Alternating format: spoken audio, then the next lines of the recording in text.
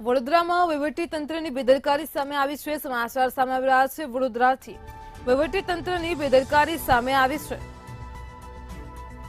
પૂરગ્રસ્ત વિસ્તારોમાં food packet જ પહોંચ્યા નથી। વહીવટીતંત્રની ઘોર બેદરકારી સામે આવી છે। લોકોની મદદ માટે અપાયેલ ફૂડ પેકેટનો સંગ્રહ કરાયો છે। પૂરગ્રસ્ત વિસ્તારો સુધી આ ફૂડ પેકેટ પહોંચ્યા નથી। સર્કિટ હાઉસ ખાતે ફૂડ પેકેટનો સંગ્રહ કરાયો છે। તો પુરવઠા અધિકારીએ મનપા ઉપર દોષનો ટોપલો ઢોળ્યો છે। વડોદરા વહીવટીતંત્રની બેદરકારી સામે આવી છે। મનપાની નિષ્કાળજીના લીધે ખાદ્ય સામગ્રી પડી રહી છે। પૂરગ્રસ્ત વિસ્તારો સુધી આ ફૂડ પેકેટ પહોંચ્યા જ નથી। તંત્રની અણઘડ વહીવટ સામે પણ અનેક સવાલો ઉઠ્યા છે। લોકો ફૂડ પેકેટ માટે તરસતા રહ્યા અને આ ફૂડ પેકેટોનો સંગ્રહ કરાયો છે। તો સર્કિટ હાઉસ ખાતે આ ફૂડ પેકેટોનો સંગ્રહ કરવામાં આવ્યો છે। લોકોની મદદ માટે આપવામાં આવેલા પેકેટોનો સંગ્રહ થયો છે।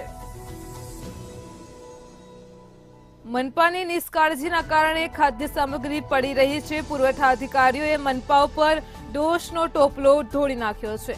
તો વડોદરાથી સમાચાર સામે આવી રહ્યા છે। વહીવટી તંત્રની બેદરકારી સામે આવી છે। પૂરગ્રસ્ત વિસ્તારમાં ફૂડ પેકેટ પહોંચ્યા નથી। લોકોની મદદ માટે આપવામાં આવતા ફૂડ પેકેટનો સંગ્રહ કરાયો હતો। સર્કિટ હાઉસ ખાતે આ ફૂડ પેકેટનો સંગ્રહ કરાયો છે। તંત્રના વહીવટ સામે પણ અનેક સવાલો ઉઠ્યા છે।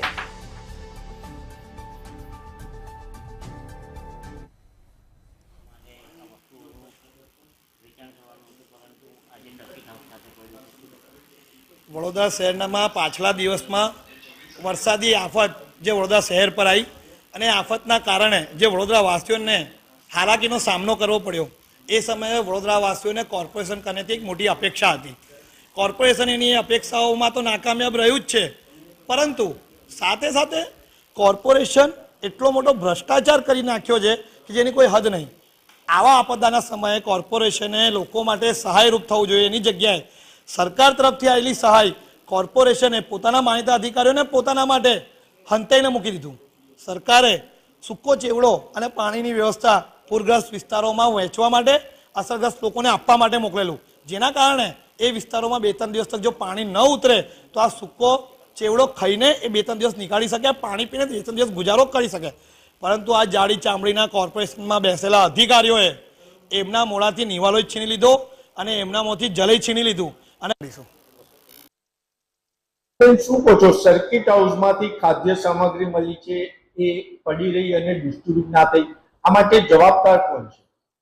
વડોદરા શહેરમાં જે પૂરની પરિસ્થિતિ સર્જાઈ હતી તે અંતર્ગત અમને એટલે કે ડીએસઓ જિલ્લા પુરવઠા અધિકારી અને નાયબ કલેક્ટર જમીન સુધારણાને અલગ અલગ જિલ્લાઓમાંથી અને અલગ અલગ સંસ્થાઓ પાસેથી અમને જે ખાદ્ય સામગ્રી છે એ એકઠી કરવાની જવાબદારી સોંપાઈ હતી અને તેની વિતરણની સમગ્ર કામગીરી વીએમસીને સુપ્રત કરેલી હતી। એટલે અમે અલગ અલગ સંસ્થાઓ અને જિલ્લાઓમાંથી સામગ્રી ભેગી કરી અને અમે વીએમસીને, કારણ કે જે કોર્પોરેશનના વિસ્તારો છે અમને ખબર ના હોય એટલા માટે વીએમસીના અધિકારીઓ દ્વારા તેનું વિતરણ કરાતું હતું। અમે તમામ જથ્થો 30 જે વધેલ સ્ટોક હતો અમે પૂર દરમિયાન 4,84,000 જેટલા ફૂડ પેકેટ અને 2,21,000 જેટલી અંદાજિત પાણીની બોટલો અને 10,000 જેટલી દૂધની થેલીઓ પણ અંદાજિત અમે એકઠી કરી હતી અને તમામ વસ્તુઓ અમે વીએમસીને સુપ્રત કરી હતી। વધેલ જે સ્ટોક હતો એ 30/8 રોજ 30/8/2024 રોજ કોર્પોરેશનને સુપ્રત કરેલો હતો અને